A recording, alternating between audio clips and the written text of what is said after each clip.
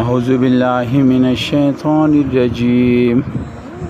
بسم الله الرحمن الرحيم ولئن أذقنا الإنسان منا رحمة ثم نزعناها منه إنه ليئوس كفور ولئن أذقناه نعماء بعد ضراء مسته ليقولن ذهب السيئات عني إنه لفريح فخور إلا الذين صبروا وعملوا الصالحات أولئك لهم مغفرة وأجر كبير صدق الله العلی العظیم. انتہائی قابل احترام دوستانو، سورہ ہود آیت نمبر 9، 10 اور 11 مطالعہ مجھا نن کو.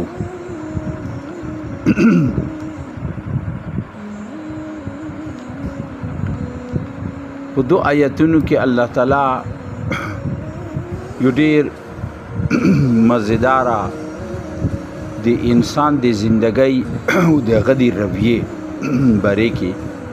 هدایات هم موجود دي، نصیحت هم موجوده او د هغې نشاندهی هم ده. فرمایي ولئن اذقنا الانسان منا رحمه، چې کچری زه یو انسان ته د خپل د رحمت ذایقه ورکړم. د الله تعالی رحمت چې دا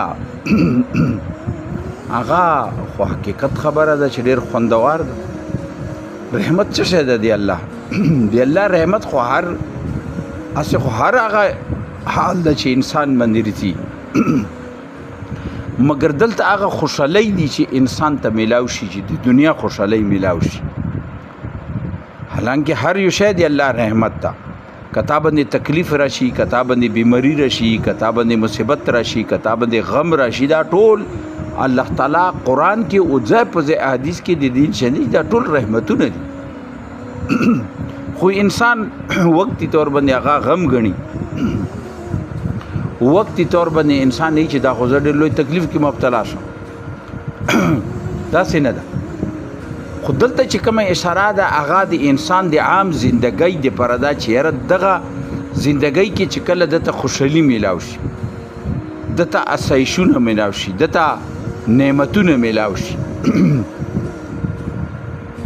او دا یو خوشحاله، یو پرسکونه، یو آزاده، یو د خپل د خوښۍ ولا زندگی ته نصیب شي. مگر اچانک الله یې ثم نزعناها منه، بیا هغه نه اوچته کړه.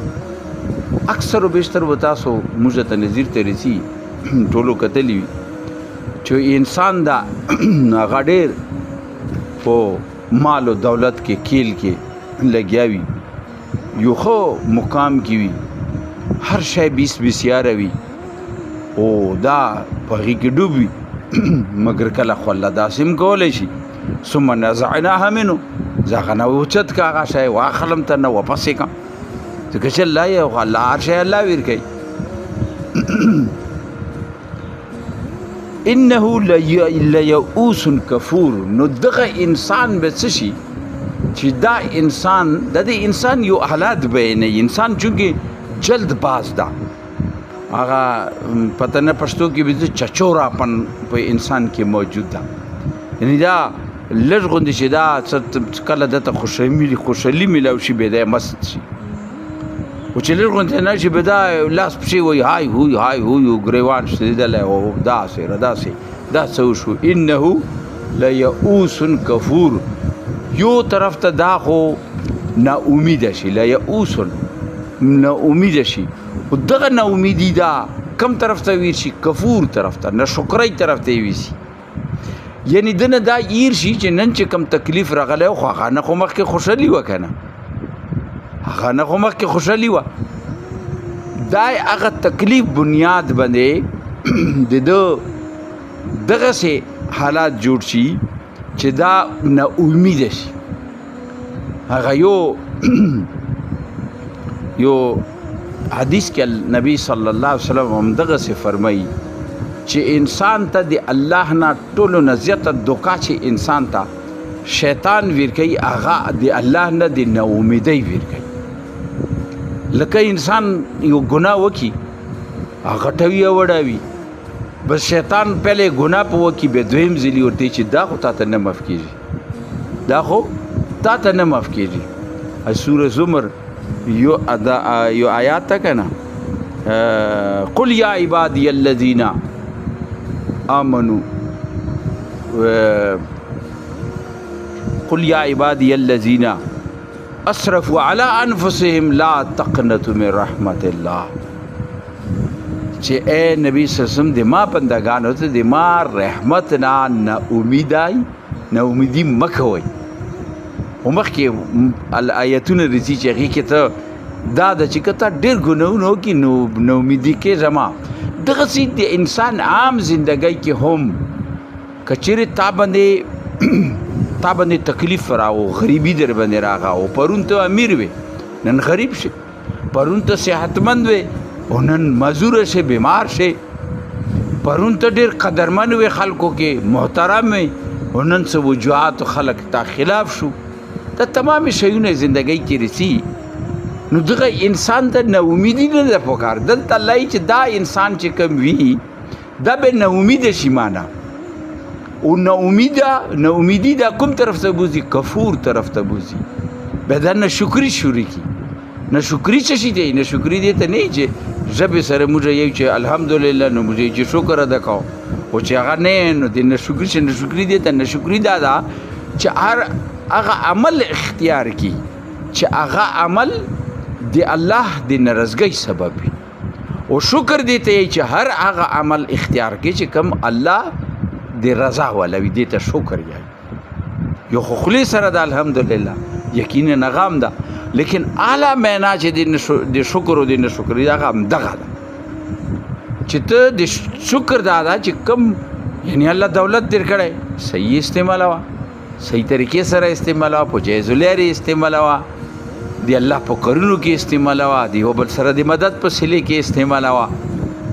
خپل ذاتي جایز خو حدودو کې نه د هغې استعمال دپاره استعمالوه. دا شکر ده. خو چې کله دغه دولت، دغه خاندان، دغه جایداد، دغه نام و نمود، دغه اقتدار، دغه کرسی، دغه اختیارات تا ته میلاو شي او هغه ته غلط استعمالوي، دا ناشکري ده. دې ته ناشکري ده. لہذا یې چې کفور شي بیا د کفرانه رویه اختیار کړي، ناشکري اختیار کړي.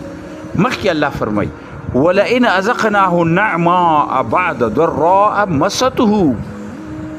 اچھا بل یو مغه خبره په بلې انداز سره الله تعالی کوي چې یو تکلیف راغو بعد ضراء مسته، یعنی یو داسې تکلیف کې دا مبتلا وي، داسې پریشانۍ کې دا مبتلا وي، داسې غربت کې دا مبتلا وي، داسې تکلیف کې دا مبتلا وي، هغه تکلیف ورنه لرې کړه او دته زه خپل نعمتونه ورکولاو کړم. ولئن اذقناه نعمه، دته زه د خپل نعمتونو ذایقه ورکړم بعد ضراء مسته، بعد د دې نه چې کوم دا تکلیف کې مبتلا و، مصیبت کې مبتلا و، غربت کې مبتلا و. بیا د دا انداز څه د دغه انسان بیا څه انداز ده؟ لیقولن ذهب السیئات عني. بیا دا چې بس ما خو مړه بس بیړه مو پار شلله، بس زه خو بیړه پار. مثال چې عموماً کیږي په د بنیاد کیږي چې انسان د دریاب نه بل دل او ځاتلل غواړي هغه طرف ته او دته څه طریقه نه میلوي، دا ډېر سوچ کی وي. دلته کې دی دته میلاو شي او دا څه طریقې سره هغه طرف ته واوړي. بس بیا دا وخت ایر کی چې یاره هغه طرف ته زه څومره پریشان وم چې زه به څنګه وړم، خو چې کله واوړي بیا دی چې بس مړه بس ختم شم ورته چې بس هر څه لړلو. دلته کې مغا مثال ده چې ذهب سیئات عني، سیئات خو ګناه ته یې یا تکلیف ته یې، زه کې چې نه ما خو بس هر څه لړلو بس ختم او زه بیړه مو پار ده او زه یو داسې مقام ته رسېدلی چې بس زه اوس غربت به ما باندې نه رسي، ما به بیماري ما باندې نه رسي، ما ته به زوال نه رسي، یعنی دا یو سوچ هغه کې پیدا شي انه لفریح فخور او دغه سوچ دا کبر طرف ته بوزي تکبر طرف ته بوزي او کبر او تکبر چې دا بڑای چې دا یعنی دا خو تمام شیونه لای چې دا ماده پر پکار دي دا انسان ویلی واخري انسان په د بنیاد ولې چې باز خو دولت ستمنه اوس چاته محتاج ده دولت په بنیاد دا فخر او غرور کې راشي چې زه هر یو کار کولای شم او به دا کوي عملاً اختیار کې ویلي چې څوک پښتني والا معنا نشته دا پرون پنجاب کې واقعیا شوی دا ټولو مخې ته ده چې هغه زنه ښځو سره یو هغه شاید هغه نه مخکې داسې واقعات شوي چې غریب سړي وکړو هغه سره څه وشو کېدای شي هغه هم بعضې خبرې دي چې هغه نه وګړي کړي څوک بل څوک هغه پکې ګرفتار شو والله اعلم الله به خبري لیکن د بل طرف ته د غټ خلک چې وکړي هغه په دغه بنیاد کوي یعنی یو انسان تصور کولی شي داسې چې زه به بار ملک دی بل ملک یو زنانه به روانو بیا به هغو نه کروړونه روپۍ هم خلوم بیا به هغو سره د هغو عزت به تار کوم داسې څوک سوچ کولی شي عام سړی خو لیکن چونکې هغوی به ما نه څوک پوښتنه کوي ما خو هر څه پیړې پار دي هر څه به دي انه لفریح فخور بیا دا څه وکړي چې دا په غرور و تکبر کې راشي دا خپله ورسه ورسېدم په دې باب کې نبی محترم صلی الله علیه وسلم یو ډېر ښایسته حدیث ده او هغه د انسان زندګۍ دپاره ډېر بهترین ده نبی صلی الله علیه وسلم یو حدیث کې دا نصیحت فرمایلی چې د هغې مفهوم دا ده چې ته که امیر وي که غریب وي د اعتدال زندګي تېروه او فرمایي چې کله چې ته د اعتدال زندګي تېروې نو ته به کله هم غربت نه ګورې تنګي به نه ګورې مقصد دا ده چې که تا ته ډېر دولت راشي نو ته خپل شان و شوکت برقرار ساته یعنی خپل ځان هم برقرار ساته داسې مه کوه بعضې خلک چې هغو ته دولت میلاو شي دا لړې چړې دا هوټل دا شو دا ځنه خو پکې شور نه کوي خو هسې هم یو فضول خرچ رسي چې یعنی ځنه شاید هسې هم ده چې جایز وي مګر چې تا هغه ډېر کوې یا بېتړکې کوې بېطریقې کوې نو هغې ته فضول خرچي وایي هغې باندې موږ پوهېږو لہذا دا نبی صلی الله علیه وسلم فرمایي چې نه که ته خوشحالۍ کې وې امیرۍ کې وې هم منځ والا زندګي تېروه او که غریبۍ کې وې نو منځ والا زندګي تېروه کله چې د منځ والې زندګي چا تېره کړي دا به غربت کله هم نه ګوري دا به غربت نه ګوري دا به تنګي نه ګوري دا به چې غربت رام شي که نه نو دا بیا هم په خپلو حالاتو کې ټیک وي ویلي چې د خو شور نه وي کړي دا دکاوه نه وي کړي دا فخر کې نه وي راغلی دا تکبر کې نه وي راغلی دا نورو خلکو نه ځان بلند نه وي ګڼلی دا ټولې خبرې وي دې وجې نه د باندې هغه حالات نه رسي نو نبي صلی الله علیه وسلم یو بهترین حدیث د دوړو آیاتو بارے کې دغه چې اعتدال و زندګي ته الا الذین آمنوا اچھا دا آیتونه بنیادي طور باندې خو هغه کفار مکه ته دي ویلي چې هغوی ډېر نشي کیو دولت نشي کې اقتدار نشي کې مکې باندې دی اقتدار و یو عام سړی ما ته چې موږ ته چکېږي موږ ته دی چې بهی تاسو ما خبره ومنئ د خبرې موږ څنګه منو دا د کومې خبر چې موږ دا خو موږ د تمام هغې باندې موږ اکثر